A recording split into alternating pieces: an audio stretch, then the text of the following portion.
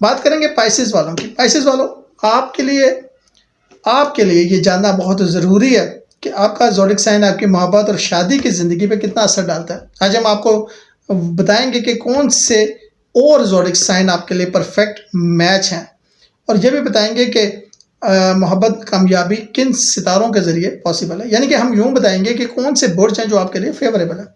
साथ हम ये भी बताएंगे कि कौन से हैं जो बियरेबल है, यानी कि जो आपको बर्दाश्त कर सकते हैं या आप उनको बर्दाश्त कर सकते हैं। और साथ हम आपको ये भी बताएंगे कि किन के साथ शादी नहीं करनी चाहिए, और अगर हो जाए तो उसकी रेमेडीज़ आपके बर्थ चार्ट के हवाले से आपको पता होनी चाहिए, क्योंकि अब हो चुकी है, बदल तो नहीं सकते।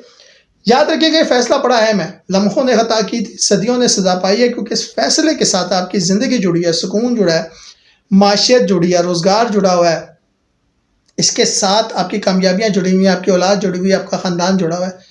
ये कोई छोटा फैसला नहीं होता।